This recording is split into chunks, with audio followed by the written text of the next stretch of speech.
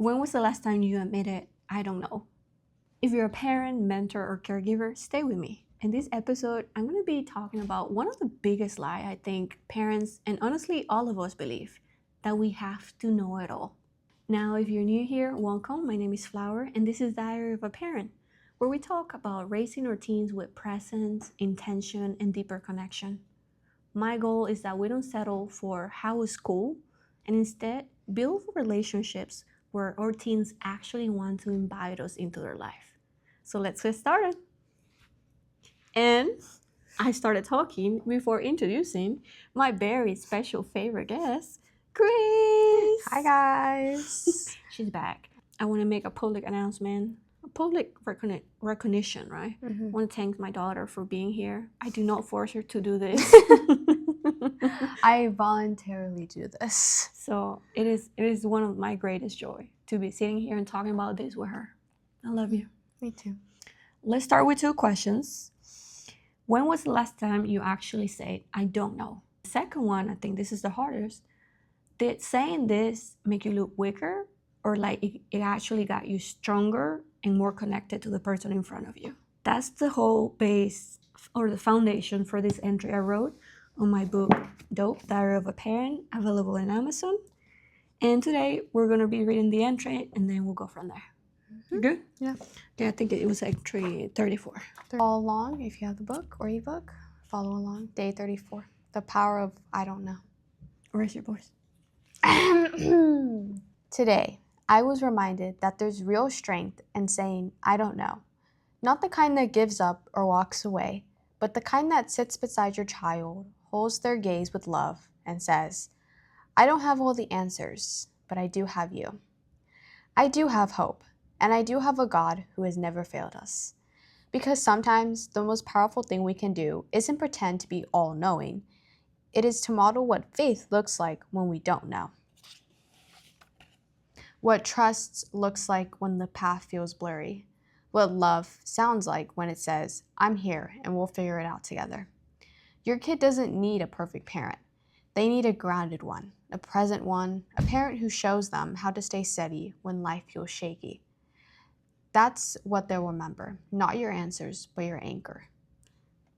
I only have one cafecito question in here, but we'll get to that. When adult says, I don't know, does it make them look weaker or more trustworthy? Honestly, more trustworthy for me, especially because you say I don't know a lot. And not because she's she doesn't know stuff. It's just she's learning a lot of new stuff. So I don't really think you're like looking dumb or stupid or anything like that. That was about me, but about outside people. Outside people? Yeah, like right now, don't say where we are, but like you go to an adult and you're like, I don't know. Not really. I mean, obviously, I'm not gonna like, if it's something like really obvious, maybe I'll be like, but if you really don't know and you actually try to find the answer, then you don't know. You don't know. Would you rather have a parent who pretends to know everything or one who honestly says, I don't know, but we'll figure it out together? Yeah, definitely the I don't know, but we'll figure it out together. Because people will say I don't know, but don't try to figure it out. I would rather have someone who doesn't know, but actually gives in the effort to figure out what it is, you know? Yeah, and when you do it together, it's so rewarding, right? Yeah. All right. Now, I wrote this entry because this was at the beginning of Grace's starting online school. And that was a while ago. Yeah, this happened so quick. It was unexpected. We had a plan in mind. It didn't work out. And Grace was forced to go online for a good time. And this is a social butterfly. She talks to everyone. She smiles. She hangs out. So, of course, being online really took a toll on her mental health, on how bored she was, how sad she was, because she wanted to be in school. She wanted to be talking and playing. And it kind of sounds silly in my mind sometimes because I didn't tell people that, like especially if they ask me like, why do you do online school? I didn't really tell them the whole story or anything. I just wanted to keep it to myself. I was like, I don't want to say anything, you know, because it sounds silly, you know, like you want to go to school, but like I never like, you know, I would make fun of people. Oh, you want to go to school? But like, I do want to go to school. I want to talk to people. Confessions 101. Yeah, I mean, now everyone pretty much knows, but. So during that time, there was a lot of, I don't know, Grace. I don't know, but we're going to figure it out. I don't know, but we do have a God who will have our back. That was actual conversations that I was having with her. And we would pray together, even when we don't want to. There were times where I would sit down and be like, God, I do not want to pray, but I'm here and I need you. And those prayers are also honest and they're welcome. Make sure you have them when you are going through them. Now, I believe having those conversations with Grace and with God actually strengthen the relationship. And that's why part of it, we're here today and we can talk about anything. Mm-hmm. Would you agree? I agree. We can talk about literally anything. It could be small or big, you know? Yeah, I love that. Now, was there a line that stopped you? A line Mhm. from like not talking to you? No, in the entry. Was there a line that stopped you? Oh, a line. Mhm. Oh, my bad. I mean, I feel like this right here says, I don't have all the answers, but I do have you. I do have hope. I Yeah. feel like that's something that it kind of sits in my heart. I think hope is a really strong word also. And when you have hope, you know, you kind of have like this nice feeling in your heart that, you know, I don't know yet, but I do have hope. It sounds comforting. It sounds really comforting. And that's so sweet because I remember exactly saying, hey, I don't know, but I do have you. You have me. We have Papito, my husband. And we're going to figure it out together. One that I also remember saying it was, or believing was that at that time what Grace needed the most was a ground mom. She didn't need a perfect mom, one that says, okay, I got it, we're going to do this, this, and this. But she needed someone that looked her in the eyes and be like, Grace, I don't know it all, but I'm here. We are okay, and we're going to keep trying. So I want to ask you, what makes someone feel grounded to you? It can be me, or it can be someone outside. Like grounded to me, like Mhm. with me all the time? Or like just, like- grounded. Like they Like you got me? yeah. Okay. Mhm. I feel like just like always checking up on me. I don't really know how to explain it, honestly. Like, So let's say you have a big problem or a big issue and you go to a teacher. What answer would that teacher give you that makes you think we're okay? Okay. I mean, I feel like they would, one, like, say, give resources. They would talk to you, like, why do you think this way? What are you doing? Like, if it's a math problem, like, they'll look at your paper and they'll be like, oh, like, you probably did this and like this, and they'll talk to you about it. And even if they don't have the answer, maybe they'll be like, oh, you know, I'll text someone about this, and they just have your back. Okay. You know? So it sounds like someone curious, Yeah. someone open-minded, someone willing to go the extra mile. Yeah. And also just someone who's nice and understanding. Nice and understanding. Everything she just said are things that we as parents should do and we can do for our kids. But also, like, they're honest too, you know? Honesty. Very good one. Now, what makes teenagers stop trusting adults? It's a good question. Yeah. And, you know, I'm thinking about people that I know in my life. Sometimes, unfortunately, I do think it's our phones.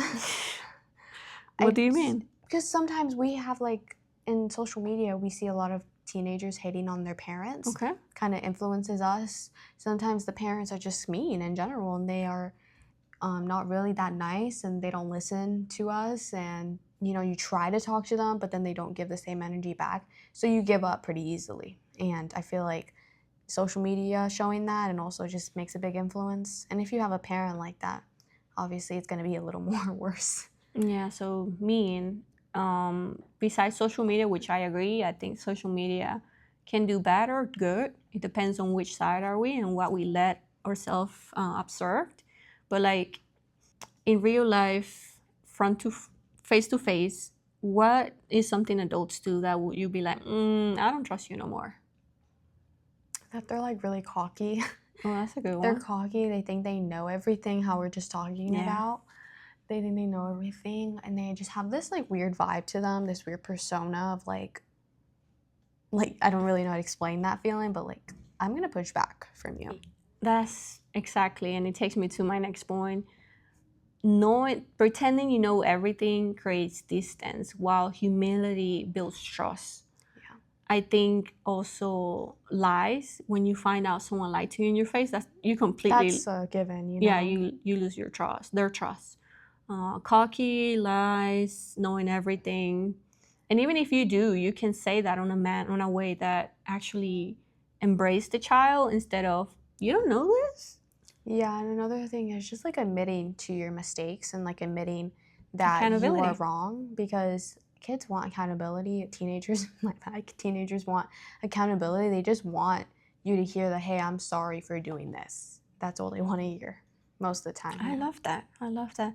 Now, these specifics also transfer to this is just not about parenting. This is with pastors, leaders, managers, friendships. Bosses. Yeah, exactly. These are the same exact things that will make us trust, love, or really dislike someone. Now, about faith, this line that I wrote, I don't know everything, but I do have a God Who's never failed us. who's never failed us. What do you think of that line?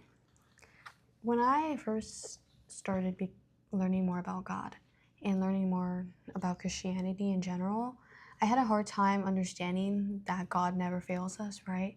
Because also a lot of people think that as soon as you become Christian, that every single problem goes away. But that's not true. I feel like we have problems to learn and to grow and everything. But like, if I think about it, truly, God has never failed. And I feel like, you know, if you're just starting to learn about God, you won't fully understand it yet. But like, if you've been a Christian for a while, there's been maybe instances where, you know, it was hard. Like, yes, it was very hard, and maybe you felt like you weren't going to make it out, but you're still here. So it kind of makes sense in my mind that like God never fails. And by being a Christian for a while, it matters what you do with that time. So you can be a Christian for years, go to church on Sundays, but you don't have that relationship with God. We cannot mistake proximity for relationship.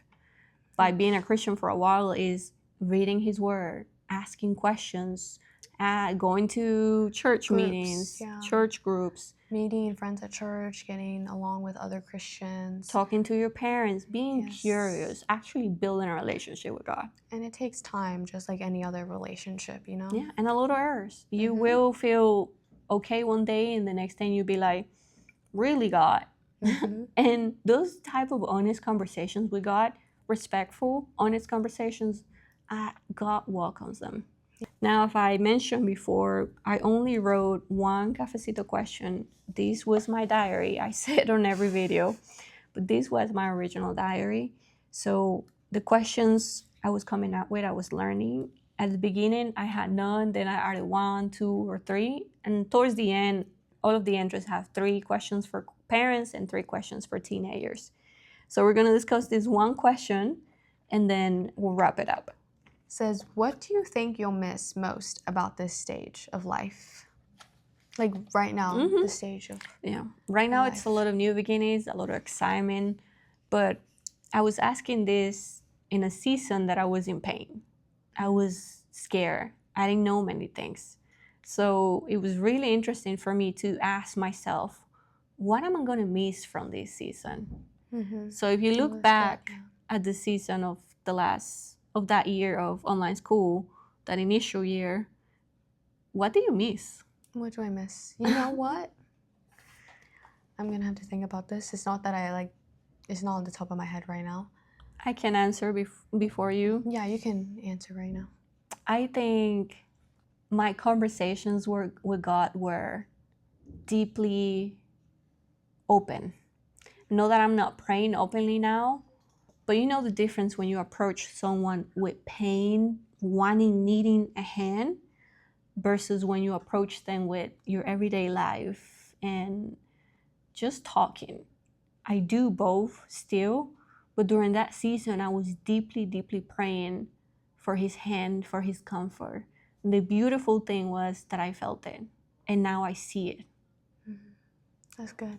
I think what I'm gonna miss the most is kind of relating to what you said about like I still do it, but like me having to go out and make friends by myself and that journey of like learning how to socialize, because I was very social, as I said, like I'm a very social butterfly, but I probably when I was like in 8th grade, I probably couldn't go up to somebody and say hi, you know, but now me, like almost a junior in high school, I could probably go up to somebody, say like, hi, like, how are you?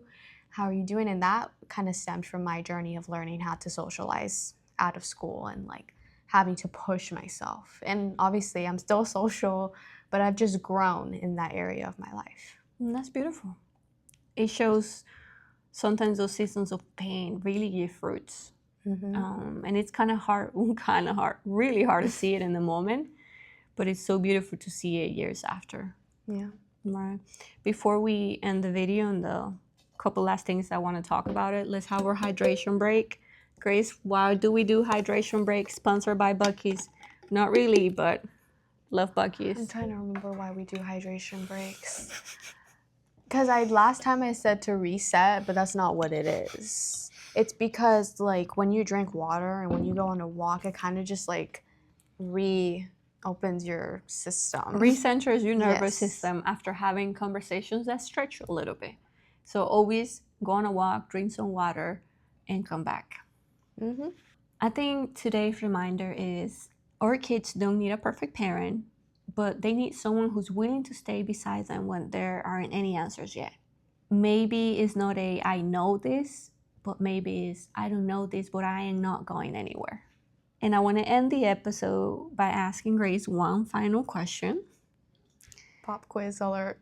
If people only remember one sentence from today's conversation, what do you hope it is? You can pause, remember. Yeah, I know, I can pause. I would say that as a parent, you don't need to be perfect or you don't need to be like on top of everything. You just need to be willing and able for your child and to learn and grow with your child. Yeah, together. Yes. Because we are still learning. As adults, we will be learning. Now, if this conversation encouraged you, send it to someone, to a parent, a mentor, a caregiver, who might need this reminder. And if you're ready to build a calm, more connected home, download my free Calm Parent Starter Pack. I'm sorry. It's always a tongue twister, and I wrote it, and I don't know why it's so wrote it. hard for me to say it. But it's a small document that I created for parents who realize that everything starts when you're more calm and more intentional with your decisions. It's free. It's available on the link down below. You can download it anytime. And that was it. Thank you for being here. Thank you for being here as well. Like, subscribe, comment your thoughts, anything that you have. We'll love to hear it. Share, as my mom said. And thank you guys. And we'll see you in the next week. Thank you.